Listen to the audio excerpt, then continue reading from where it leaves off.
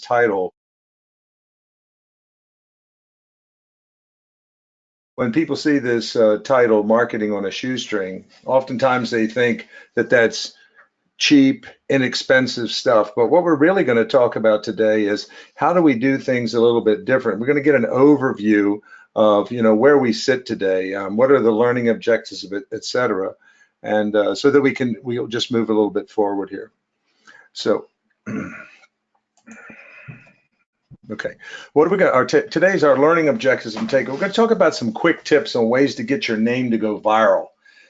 It's very important nowadays to try to expand your reach just beyond your little microcosm from where you work. We're going to talk about the type of marketing that we do that's engaging. It gets noticed, it stands out, it's unique, it's different. And we're going to tap into some creative thinking.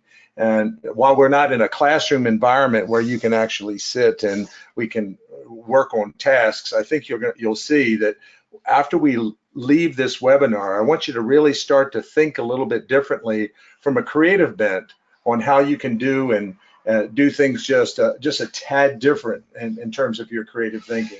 We're going to talk about unique ways to market yourself inexpensive. And marketing is not just mailings, emails, and things like that. There's a lot of different things that you can do to market yourself in very inexpensive ways to get your name relevant and, again, going viral in that space. We're going to talk about relatable and engagement marketing and how do we utilize our strategic partners, our suppliers, better to our ability. And then the reality is the things that we're going to talk about today are not only for ourselves, but these are some of the same things that you can share with your customers. How can you help your customers market more effectively? And a lot of times customers feel, I just don't have the money to do all the things that I want to do or I need to do, or it sounds expensive. But some of the techniques we're going to talk about today, you could really help your customers understand how they could drive that business as well. So where are we today?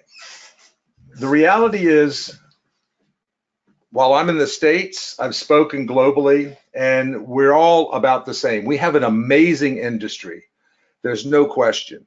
I mean, where else could you go where you could enjoy the things that we do, the things that we have available to us? It's just an absolute amazing industry. And I'm sure many of you would echo the same thing. The challenge, though, that we have is most of us have a lack of plans, lack of planning, how we're going to market, how are we going to do the different things that we want to do to stay relevant with our clients and our prospects. One of the other major challenges is that our industry is moving at warp speed. Technology is growing. I can remember when I started in this business back in 1982, just as an example, if you wanted to buy headwear, you wanted to buy custom headwear, it would take you anywhere from, maybe 180 days to buy a half of a container load to get a good price. The challenge right now is that you can get the same cap almost in 3 weeks at 144 pieces. So our technology is really driving the market space. It was interesting. I did a seminar years ago, and we were talking about the technological advances that are happening globally.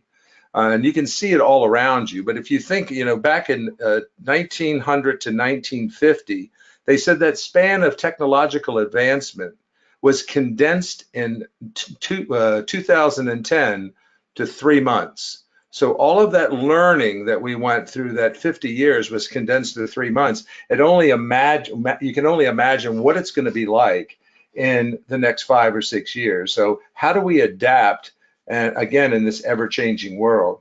The other thing that we have is we have lots of players in the industry. I'm not too sure how it is in Australia and New Zealand, but I will tell you that in the US, it is ridiculous the amount of people that are in this space. So there's a lot of players in here, a lot of people that are price conscious, and I'm talking about the people that are actually selling, and then there's a lack of loyalty among our clients. So it's really a real race to the bottom. So we have to think about ways that we can become more efficient, market ourselves more effectively and creatively to stand out and get noticed.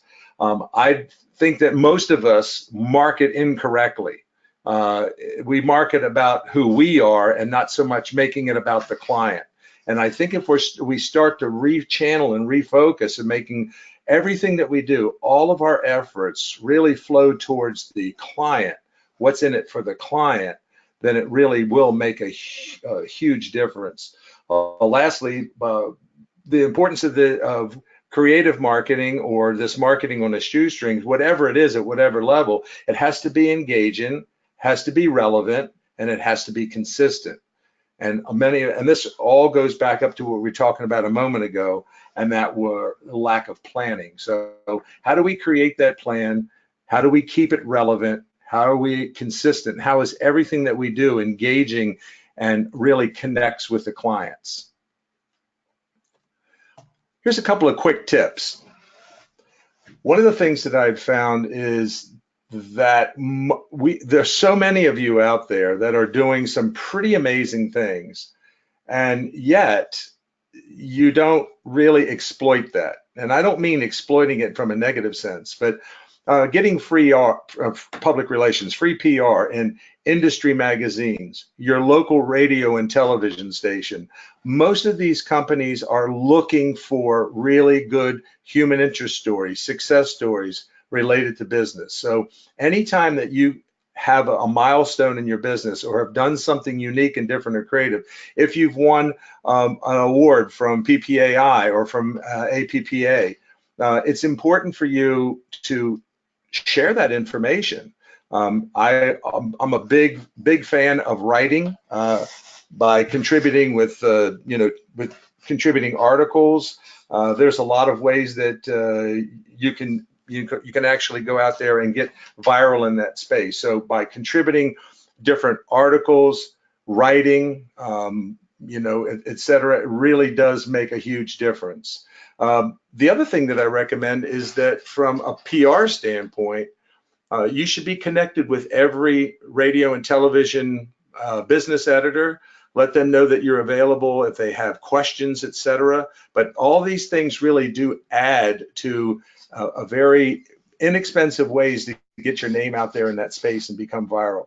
Years ago, I was listening to a radio station every day. It was a syndicated radio station. It was Don and Mike in the morning drive-by, where they were doing this goof on this, I don't know, playing around with this thing that was like a 2-week-long deal. So I basically sent in some bumper stickers that were related to this programming that they were doing. And we were just having some fun.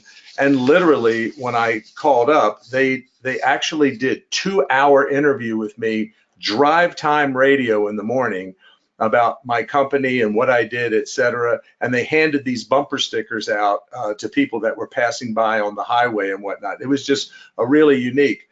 What's interesting about that is that during that segment, the marketing director from Exxon Mobil Oil Company gave me a call and said he wanted to sit down and talk to me. And it turned out to be like a $1.2 million project that I got a part of. But it was really interesting, just from something as a goof, trying to get my name out there and get my name in that space, how that little thing just went crazy. And I also tell you, going back to what I was saying, it's really interesting if you get your name into the different editors. Oftentimes they will call you up, ask you for feedback where you can get your name in print, and it's really important. Offering free content like white papers. That's a great way to stimulate some free PR. I had one of my clients that I work with regularly went to a trade show. And he didn't go as an exhibitor, but he went as just walking the show floor. And he came back and he had a list of all these different business cards and contacts from that show, and from everybody, all the booths that he had stopped by. So what he did is he offered a free white paper for anybody that wanted to sign up, wound up connecting with over 170 people by giving this free white paper out about how to effectively market at a trade, be more effective marketing at a trade show. And it was outstanding. Connected with 170, and I think he generated close to 50 new customers from that one little suggestion. A couple other things: making sure, believe it or not, that your brand is consistent. Oftentimes I find that you look at one of the first things I do when I help people analyze their business and the way it's moving and trending and whatnot is to find out how their collateral material, their website, their print material, and all that, how does it all coincide? Is the brand consistent? Oftentimes you'll hear people say, "Oh, we're super marketing consultants," but yet they go to the website and it hasn't been updated. Their social media blogs have not been updated, etc. So it really does throw for a spin. So this quick tip about making sure that your brand is consistent is very, very important. A couple other things: make sure that you're embracing social media. Your clients and your prospects especially are actually looking at your social media and your websites long before they're picking up the phone to give you a call. In fact, Bob Lehue is one of the speakers that speaks at PPAI often, and he had said, and I thought it was very interesting, I went back and I verified these statistics, that clients are making 75% of their buying decisions about whether they pick up the phone, before they even pick up the phone. So 75% of the buying decision is made before they pick up a phone. So if you're telling people that you're a creative marketer, you're unique and you're different, and yet they go to your website and they see what everybody else has, then you're not so different and you soon become irrelevant. And that's something that you have to be very mindful of. If you want to be different and unique, then be different and unique. And it's really important that you look at that. Lastly, make sure that you make good use of networking events. I mean, there's huge opportunities here. And again, these are simple things. I'm sure some of you are sitting there going, well, this is, pretty simple and basic. But the reality is, are you doing it?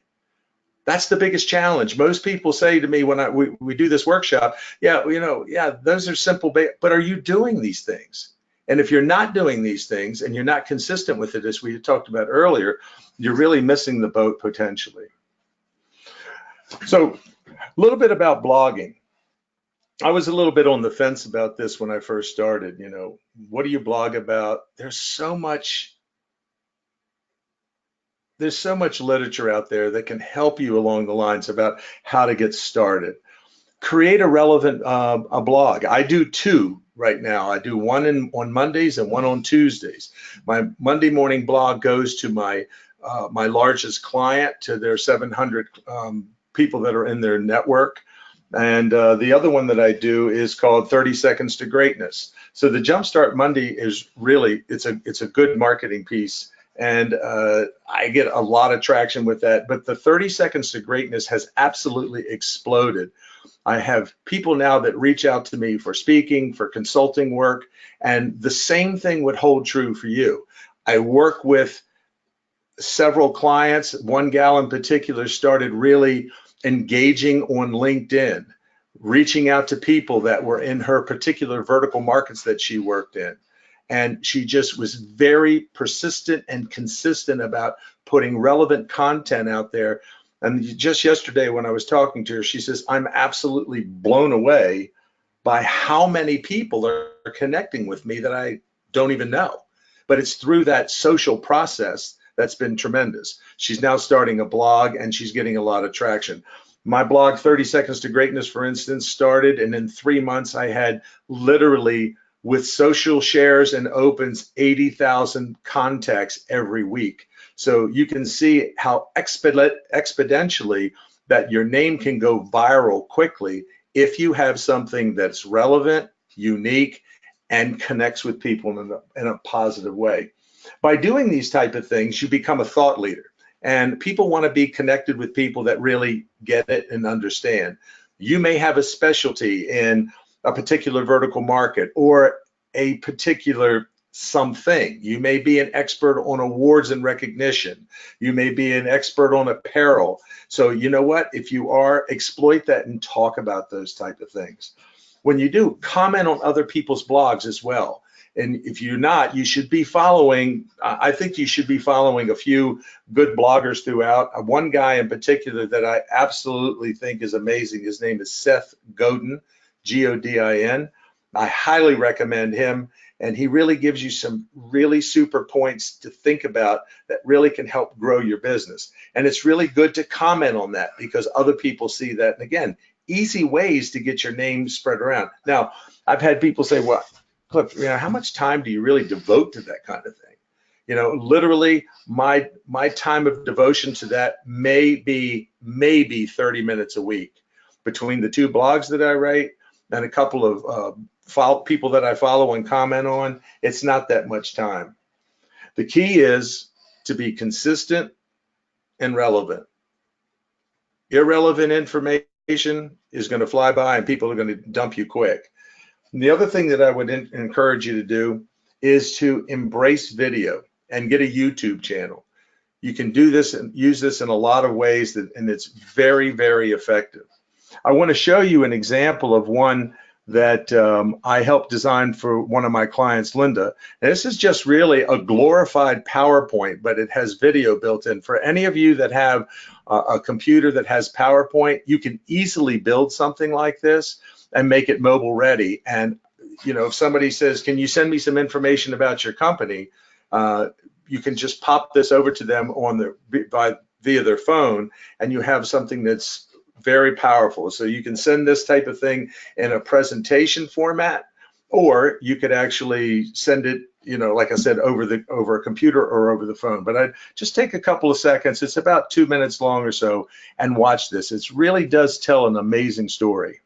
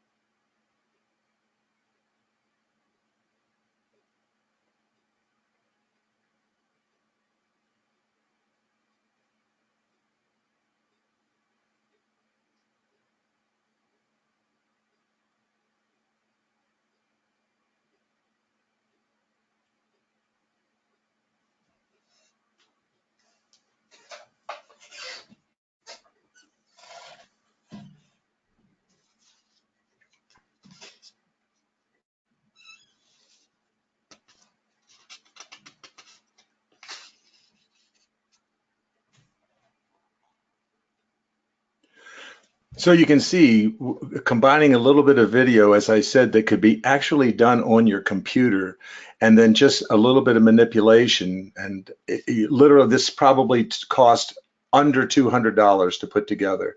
And it's just a unique piece, can be modified. And again, it's one of those things that is very, very inexpensive, and it's a remarkable marketing piece. Linda uses this. I use it as well. I have several other clients that use this, and they just have had remarkable success, as opposed to handing out just, and we're going to get into this too, just a pen and a brochure.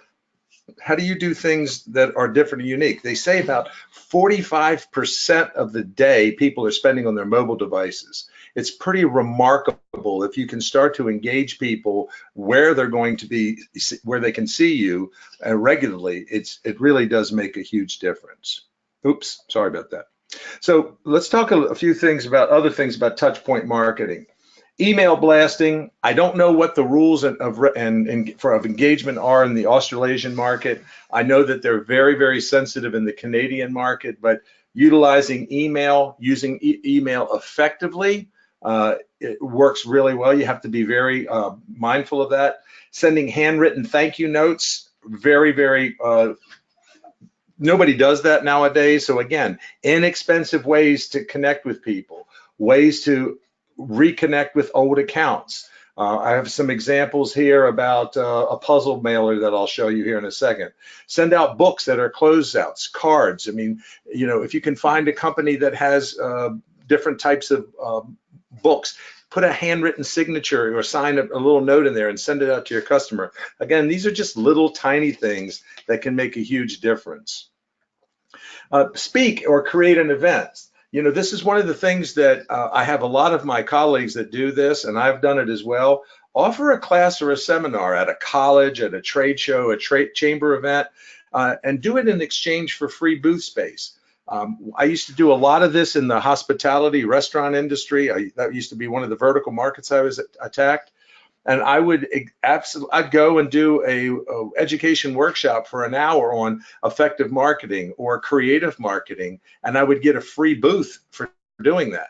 And so just a little bit of my time of creating this type of presentation really did go a long way. I would encourage you to create a webinar, encourage your clients to come to these things. I have other, and a lot of these things I'm sharing with you are things that a lot of the clients that I work with have implemented that have had just tremendous successes in really engaging with their customers and bringing on new people. So I encourage you to consider these type of things, and also make sure that you have relevant material as you go forward. Okay. Develop your own, creative ideas, and think about what are you trying to accomplish, and I'm talking about going beyond just handing somebody a pen or a pencil or a catalog. You want to look at who am I going to target, as we grow our businesses, as we're reaching out to prospects, getting new business on board. How do you go about doing that effectively? If you look at the way your peers are doing this, you look at the way others are doing this, look at the way others have how their websites are designed. Are you the same or are you different? How do you do these type things innovatively and creatively? What is your message? What does success look like to you? Are you planning these things out? But develop your own creative marketing campaigns and your own creative ideas to do things different and unique. And again, I'm going to show you some ideas of what I'm talking about. So when you're putting things together, consider these things, developing creative copy, a creative theme around it, make sure that you're targeting the pain points of the audience, and then look at product selection. Now I'm going to tell you a little secret here about closeouts towards the end of this presentation, so you can see how you can do things for clients and for yourself that can be remarkable. And we'll talk a little bit about that as well. We're also going to talk about some unique delivery techniques and also creative packaging. So if you look at these two pieces that you see right here, one of them is a blueprint. So that's basically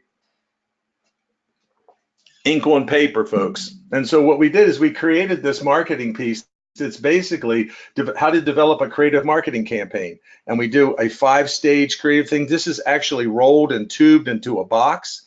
It's very inexpensive, under $5 for this particular piece at very, very low minimums. And again, I'm not trying to sell you these pieces. I'm just trying to show you that you can develop things that are different and unique that can have huge impact. I'll give you an example. This blueprint mailer, this is targeted specifically at builders, architectural firms, mechanical engineering firms, for the people that are in that particular space. And I'm talking about marketing, HR, etc. There's one of the people that I work with used this particular piece and engaged with a company that literally does about $3 billion with a B, $billion in sales in the New York market space. Now this distributor that was working with her probably does about $400,000 or $500,000.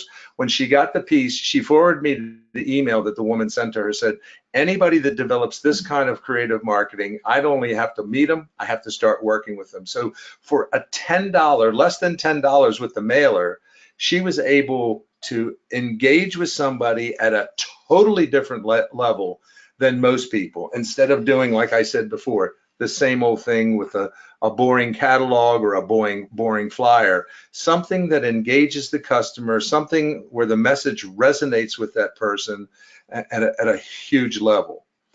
The puzzle campaign that you see here at the bottom, oftentimes here again, some of your pain points. I'll digress a moment. There's 4 ways that we can actually grow your business organically through existing customers. The second way is through resuscitating old customers. The third way is by prospecting for new business. And lastly, through acquisition, buying another company or bringing on salespeople from the outside. There's 4 ways that you do it. Most of us neglect, from a marketing perspective, most of us neglect the people that have kind of fallen off the radar. Now, if we're honest with ourselves, and I'll be the first one to raise my hand, we all make mistakes. People drop off, not just because they go somewhere else, because we have failed to do something, or we have failed to remember to connect with them. This particular piece, we've worked together in the past, but it's been a while. Let's connect, and so I can show you all the pieces that we now have, to keep your brand top of mind. This is a tool, this is a marketing piece to reconnect with someone that you have lost contact with. And if you think about it, our industry is just teeming with ideas, teeming with products that look to be melded together. So this is a can with a business card and a puzzle all put together. The creative theme and copy that goes with this, that actually drives the process, really is remarkable. You can, if you're bold enough to do it, there are vendors out there that will do 25 to 50 piece minimums on this. This doesn't have to, this is a generic piece with a generic photo of a man's face on there, but you could put yours on there. I've had clients that have done that have actually put their own face on there. One guy in particular did 25 of these and resuscitated 18 customers that he had in the past. And again, very inexpensive to put things like this together. You just have to find the vendors out there in your space to do it. But again, consider these tips when you're marketing the pain points, etc. And we're going to touch on a few other things here moving forward. So then there's packaging, one of the most undersold areas of our industry. If you're not thinking about packaging and considering packaging, believe me when I tell you, this is a huge way to market yourself. There's ways to, custom hang tags on your apparel. When you're taking apparel samples into your customers, you should have custom hang tags with your logo on it. Any types of jackets, you should have laser engraved hangers with your logo on it. You should have these wrapped in poly bags and sealed. You should make a presentation like that, because each of those little things is a marketing tool for you as a talking point for you to suggest to the customer that they can do the same. I can tell you that literally 60 to 65% of the time when I was selling apparel, I would close extra sales with either custom hangers, poly bagging, some level of packaging, custom hang tags, something along the line that I could add as an additional resource or additional add-on, if you will, that made huge profits. For those of you who've heard me speak before, you know that I'm all about profitability. I'm all about profitability. When you can take a hang tag and put it on a garment, and you can turn around and make literally 400% profit on a piece of paper with a logo on it that's attached to a shirt or a cap or a koozie or a mouse pad or a golf towel, that's remarkable. And a lot of people don't think about those type of things. That is marketing, that is branding, and you're helping your customer at some level by taking that branding idea that you have your name and logo on and create that talking point when you're making that presentation. So don't forget packaging. Packaging is, again, I think one of the most undersold areas in our space. Inexpensive campaigns. Now, don't laugh, but we actually created a marketing piece. And by the way, for those of you who have heard me speak, you know that I use a term called R&D. And most of you are probably saying, I've heard of that, research and development. but I call it rip off and duplicate. If you see something here that you like, that you think that you could use, you can send me an email and I'll help you as much as I can to help you pull all that thing full circle. If you have sources to do it on your own, I encourage you to take the concept and the idea and twist it. You like the puzzle can piece and you can't find a can, put it in a box, put it in a bag, put it in a canvas bag, put it in a small drawstring bag. It doesn't matter. Take the ideas. If you think that they're viable, you believe that they'll work for you, take them, run with it, and make a difference for your business. As a bit of a test, I did a piece where we put a blue shoestring in an envelope, and basically we had a step and repeat design on the shoestring that said marketing on a shoestring. And we had a cover letter that went in there, and it just basically told a simple story. Most of the time when people think, this is what the context of the letter was, most of the time when people think about marketing on a shoestring, they think cheap and inexpensive. But what we're here to tell you is that in our space, you have the ability to market at low minimums because of technology. You have the ability to test. We can do things that are inexpensive. We have had explosive response rates to this simple cover letter with a blue shoestring in an envelope being mailed out. As cheeky as it may sound, as silly as it may appear, folks, these type of things really work. Let's press on. I have a few more I want to share with you that are great, great, great ideas. Most of us have experienced this too. I don't care where in the world I've spoke. Everybody that said they've heard this before. You call up a prospect, you're talking to them, you're trying to engage, and they go, you know what, mate? I'm happy with who I'm doing business with. What do most people do? Most people will say, okay, yep, I understand. They cross them off the list. But think about, wouldn't you like to be somebody's second choice? We came up with this mailer. It's a simple postcard mailer. It's sealed in a clear envelope. And you see that there's actually a microfiber cloth that's attached to that, kind of blends in with the background of the other side of the card. And basically this says second isn't last. We encourage people to have a stack of those on their desk when they're prospecting. If somebody says, I'm happy who I'm doing business with, say, okay, I'm just going to send you a thank you if you don't mind in the mail. Put an address label on it, post it, send it out. These things work. Simple marketing, inexpensive, under $2 US for something like this. And this is ridiculous the kind of results you get. But imagine, I understand that you're loyal to your current vendor, and I appreciate that because we have a lot of those as well. But this is telling a story. But when something goes wrong, and we all know that that happens, we'd love to be your second choice. I had one of my clients utilize this piece, sent it out, just basically what we're talking about, to a large construction company. 3 days later, the man called her and said, you know, I received your piece, and wouldn't you know it, the guy that I work with all the time can't deliver. Would you be interested in, excuse me, pricing something out for me? She wound up doing it and getting a $30,000 order from something that was $2, where most people would have just written it off. She says, no, she's making this a habit to send this out. What's the worst that could happen? You send something to someone, maybe they refer you to somebody, but again, inexpensive way to connect with people out there in that space. Next, being proactive, and again, very inexpensive. You could easily R&D this piece. I call this an event and a promotions calendar. Most of us in this industry, unfortunately, I was guilty of it as myself at one time. We're very reactive. Our customers are very reactive. And that's unfortunately because I guess we get busy, and that's the excuse that we use.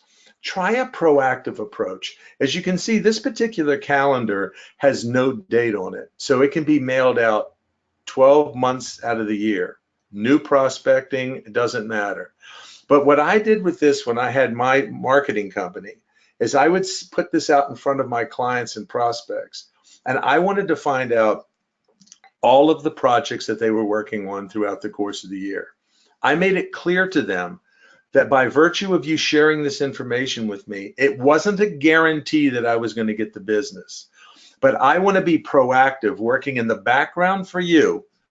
When I know that you have a trade show coming up in 3 months, I'm looking for ideas, concepts, creating themes, wanting to put a proposal together for you. And why would I want to do something like that? What is the benefit to me? The benefit to me is because I am going to come back, put that in my computer, going to ping myself 3 months in advance, and I'm going to call the person up and being proactive. I know you have a trade show coming up in 3 months. When can we get together? I have some ideas that I want to share with you. You're meeting with reps, you're meeting with suppliers, you're meeting with different individuals in your networking group. You're compiling these different ideas. Create files where you can actually put this information in there so that when you can go and proactively work with your customer. Great case history here on how this worked. Had a client of mine was working with a law firm. They had 1,000 solicitors working in that law firm. He says, I was doing about $10,000 worth of business. We went in collectively on the call, and I said to the woman, the biggest challenge that we have is that you're not using us to our full capacity. We would like to work with you, but first of all, we need to know what type of events are you doing throughout the course of the year. We want to be proactive, as I just mentioned, and I went through the whole shtick with her. She said, okay. The next day, she called up and told my client that she has over 125 events that she spelled out for him. And we did a projection that he was missing close to $360,000 in potential revenue. Once he implemented this program, once he was able to engage her at this level, he was now had this massive opportunity in front of him. Did he capture all the business? Absolutely not. But I can tell you that his business went from about 10 grand to about $130,000 with this customer for a small calendar like this and just a little bit of effort and time.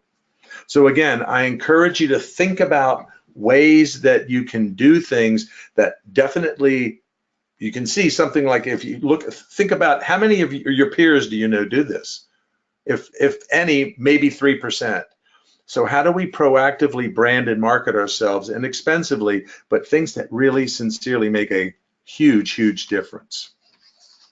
Next, this is a great piece. Finding the right suppliers, finding your right supplier partners that can do lower minimums for you. With the advent of digital printing, things like this can be, these pieces right here are done 25-piece minimums. We're looking at about $6, $6.50 a piece for something like this, but it's all digital. And you can see, excuse me, on the backside where it says, thanks for penciling me in the red copy, it says, Bob Schwei is calling today. We can do variable data printing on pieces like this. This can actually, if you have 10 salespeople working in your organization, you order, 100 of these. Each of these individuals can get 10 to use these as marketing. This is a great piece. We've had 85% appointment rate setting with this particular piece. We've had probably 12% of those people that have connected that want to do this. The clients want to do these type of things for themselves as well. Very inexpensive, and it's very lightweight. But again, it's what are these things that we do that are different, unique, that set us apart? That's just not another pen in somebody's hand. That's not just another brochure, not another coffee mug, but how do we elevate the game? And I'm going to give you a little bit of a secret here in a few minutes that'll really make a huge difference, because you'll see what I mean. Here's a funny thing to do. Now, a lot of people are a little skeptical, but there's two ways to go with this. Years ago, I started doing a marketing campaign where we would take a letter. We would write a letter on our company stationery, and we would have 5 bullet points about the things that we did, but more importantly, how it benefited the customer. So it was a little blurb and then a sentence about how it benefited the client. It was short, 2 or 3 sentences on the front end, Then it was, the 5 bullet points. And then after that, we had just a closing. We'll be reaching out to you in the next few days, and hopefully, that we can make a connection. We just put it in a regular envelope and mailed it. We knew, that 99% of those things get thrown in the trash. So what we would do is the following day, we would take and send the same letter, the exact same letter to the exact same person. But instead of sending it out like we did, we would take the letter and we would ball it up, we would crumple it up, we would smash it, we would tear the edge, we would smudge it a little bit, and then we flatten it out. We'd put a sticky note on it that basically said, just curious as to why you threw this in the trash. Fold it up, put it in an envelope, and mail it back to the customer. I will tell you that I've had more people tell me when they received that second letter that it, as they said, it freaked me out. When I got that, I was like, oh my goodness. It was kind of funny. Now you have to be keen on following up with that rather quickly. Now I did have one instance where I called a guy, and he after I sent the second letter, and he got mad. He says, I don't appreciate anybody that roots around in my trash. I said, I wasn't running around in your trash at all. He says, well, then how did you get the letter? So I know it sounds kind of silly and corny, but look, my role as a marketer is to be different, unique, get business, make connections. And as long as it doesn't hurt anybody spiritually, physically, or mentally, in my estimation, the gloves are off. I have to do what I can to do things that are unique, because there's a lot of people out there that want the business that I want. I want people to remember me. I want people to engage with me. I want to be different and unique. And if I'm not different, if I'm not unique, if I'm not trying different techniques, then guess what? I'm failing myself, and I'm just going to become like everybody else. Now, you can parlay that last idea that I gave you and expand upon it. And that's what we did here. We basically took a small metal trash can. We created this graphics in a box, and we did the exact same thing. We sent the initial letter out. Then the next piece we sent out was this box, had the trash can, and the replica of the letter was actually put inside that trash can. So again, ways that you can do things just a little bit differently. All right. Kind of coming to the close here, so I just want to ask you a couple of questions. Imagine if you had, and I want you to think about this, and maybe if some of you want to comment or send an email to me afterwards, I'd love to hear your thoughts. But these are 5, 6 items, with 7 items here that in the US that we found on Closeout. And what could you do with this? How could you package this? How could you do things a little bit unique with this?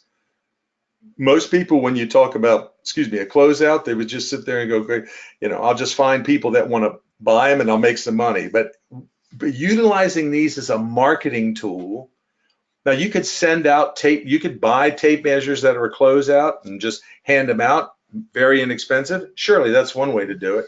But how about if you were to take these type of things and package them in a certain way? Create a theme around these in a certain way, something that was different, unique, and something that stood out from the competition. You see that little cooler there at the bottom? I'll tell you a quick story. It wasn't that particular piece, but I wanted, as I mentioned before, I want to do things that are unique. I got a discounted or a closeout cooler that had a small cavity in the bottom, and in the top had enough room for 10 bowls, 10 spoons, and 10 napkins. In the bottom of that, I was able to put a half of a gallon of ice cream and pack dry ice around it. We actually printed it with our logo, did a hang tag on the outside of it, and we called it the ultimate cold call. I would physically walk in, I did 18 of these pieces, walk into a business, knew who the marketing person was because I had done my research. Then I'd go to the reception and I'd say, this is for Robert in marketing. He may be expecting it. Can you make sure that he gets it for me? This is my card. Okay. And literally out of those 18 pieces that I sent, when you open it up, we called it the ultimate cold call. When you opened it up, the ice cream was there. Everything was logoed. There was a letter on the inside.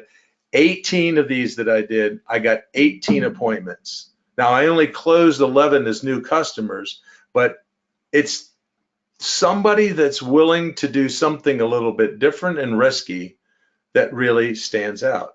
It makes a huge difference. So again, just a little bit, just a little bit of ingenuity and a little bit of risk, and you can create some amazing things. So let me tell you, I'm going to show you a story about a closeout piece that I did for a customer. And a couple things that you'll notice is that the profits on this are remarkable, and the results were absolutely outstanding. So a few years back, I had a young lady that I was dating who was a podiatric surgeon, and when she found out that I was in the promotions business, she evidently she loathed promotional products. She actually said they don't work, they're terrible. I've handed out 5,000 coffee mugs and 10,000 pens, and nothing works. And I said, well, maybe you're doing it wrong. So this is a great example of what I'm talking about, how you can utilize closeout material and do something creative and different that'll just have that potentially could have amazing results. So we were talking about one of the biggest challenges she had. Remember, we talked about pain points earlier. One of the major challenges that she had was she was always trying to get referrals. She had a 5-office practice. She was never at capacity, never at critical mass at all. And so she would go around and she would do once a week, she would hand out a coffee mug with 10 pens in it and say to a doctor, if you have patients that need any foot care or whatnot, we're around the block. It's kind of boring. It's almost like handing out a catalog. Remember, catalog in a coffee mug. Does it work? So we need to be able to hit these emotional triggers of the audience. So I said to her, I go, who's your best referral source? And she says, clients and doctors. I said, okay, so clients are a B2C market. Doctors are a B2B market. B2B is much easier to market to than B2C because you got to do a lot more out there. And so I said, okay, so let's just talk about doctors. What type of doctors? She goes, what does it matter? I said, just bear with me. What kind of doctors? And she said, well, endocrinologists and pediatricians. Endocrinologists are the ones that work with the elderly, people that have neuropathy and circulation problems. And then you have pediatrics. And I said, okay, so which one is the best referral source? She goes, they're about the same. I said, so we're going to pick peds. So what we did is we came up with a concept, and the question was asked is, what is the biggest challenge one doctor referring a patient to another doctor? And that is very simply, will they take care of that patient? Are they going to be are they going to be credible? Am I going to get any backlash from it? So in this particular case, this gal she was a very, very good doctor. And when she would make the presentations now, cutting to the quick of this, we actually took a closeout teddy bear. And in the ear, we put a custom hang tag. We casted the bear. Now, I will defy anybody on this call to look in a catalog anywhere and find a cast that will go onto a teddy bear. But I physically casted 50 of these teddy bears in my kitchen one Saturday afternoon. And it was simple. It took me about an hour. But the results, again, were remarkable. Shelley would go in dealing with doctors that dealt strictly with pediatric patients. She would walk in, had a little Sharpie marker around the neck, had the logo of the practice on the t-shirt of the bear, and she would go in and she would do her shtick to either the doctor or the office manager, and she would say, we know, and we would address the pain point up front, we know relinquishing your patient to us could be potentially risky. Are we going to have good bedside manner? Are we going to take care of them the way you would? But we're here to say, and this is what she would close with, we will treat your children that you send to us just like they're our own. And she would take the marker and she'd say, you have my personal guarantee. She would sign the cast and put her phone number on the cast, hand the teddy bear to the office manager or doctor with a stack of referral cards. Literally in less than 2 months, her referral rate had spiked over 46%. And this was a closeout piece. Now, she gave me reluctantly a $2,000 budget. I did 50 of these bears for $2,000. It cost me under, I want to say, $3.50 a piece, $4 a piece to do these. So again, when you think about utilizing closeouts, you go back to that one slide we had a moment ago. What would you do with some of those things? Sunglasses. Could you do a campaign with that? Could you do a water bottle campaign with the other piece that we were showing you, that little mini cooler? Could you do something unique and creative with a keychain? Of course you could. With the tape measure, let us get a foot in the door. If you're working with a sales group, how does your marketing measure up? You could do any number of themes around this. But again, you just have to think a little bit differently, a little bit creatively, and a little bit outside the box. What we do doesn't have to be expensive for ourselves. We can create things and make ridiculous profits on it if you choose to do that. I believe, I heard a quote years ago, and it's become my mantra, and that is, sales feed egos and profits feed families. Sales feed egos and profits feed families. I am not ashamed about making 150% profit. I'm not ashamed about running 80% profit margin. If I do something innovative, different, and creative, and I was the one that thought of it, that's great. You know what? And the first slide that we talked about in this presentation is that we all have choices. I've never taken a handgun to a sales meeting. I've never forced anybody to do anything. But if I come up with a unique creative idea and a client loves it and they're willing to pay for it, it's okay to make a profit. Profit is not a bad word.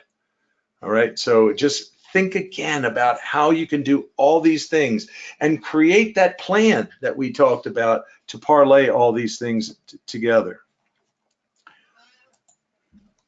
So in conclusion, and I'll answer any questions if there are any, and if you don't feel like asking me any now, feel free to send me an email. I'm happy to connect with anyone that wants to chat. It would be great. We can do it by Skype if you'd like. But again, I'm here to help. I'm here to give any feedback. But just remember, look at leveraging your vendors a little bit more efficiently and effectively. Ask them, do you have closeouts? What types of things do you have? And don't worry about if they run out of it. If you do a marketing campaign that you need 50 pieces and they only have 80 pieces, don't worry about it if somebody goes, I would like to do that. There's somebody else out there that has something similar. So don't get all knotted up about that, okay? Because a lot of people do. Make sure that you develop a plan. When I talk about a marketing plan, sketch out what you're going to do. And all these things. If I have somebody that says, I'm happy with who I'm going to do business with, what is the inexpensive marketing piece that you're going to send to reconnect with them? If you have people, when you review your database, that you haven't connected with in 6 to 7 months, how are you going to resuscitate those old accounts? What is that plan going to be? How are we going to do that effectively and uniquely? And how are we going to stay connected with our current clients?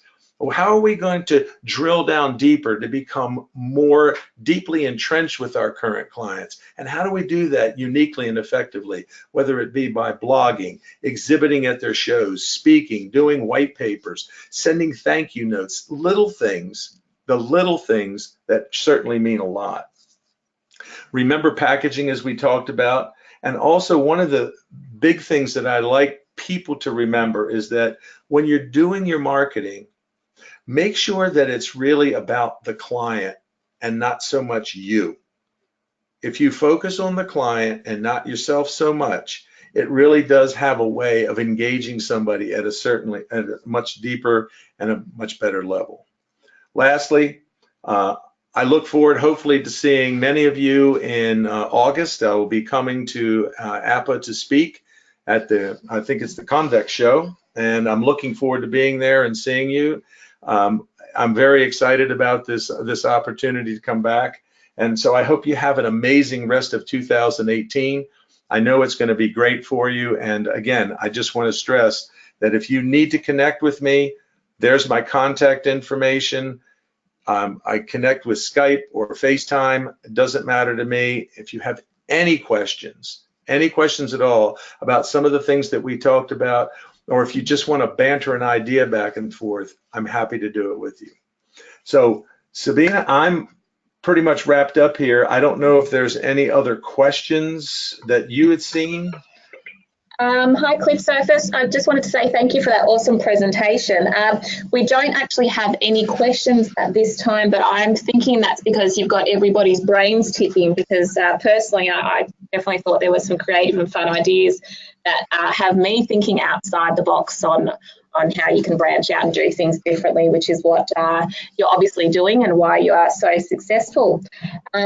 So as Cliff mentioned, if you do have any questions for him, his details are on the screen there for you, and you are, of course, more than welcome to reach out to myself as well. Cliff mentioned he is actually joining us at Convex in August, which is very exciting. So he'll be with us across the 2 days doing a few different presentations, which we're just finalising at the moment. And Cliff will also be doing 3 more webinars with us this year, so please do stay tuned for further details, which will be coming out in due course. Tomorrow you will receive a follow-up email with a link to view today's recording and the slides as well. Now, if you do have any colleagues who were meant to jump on today, but obviously we had that few minute delay, please do send our apologies to them, and we can also send out the presentation to them as well. And lastly, on behalf of Cliff and APPA, thank you for joining us today, and we do appreciate your patience, and have a great afternoon, everybody. Thank you. Thank you.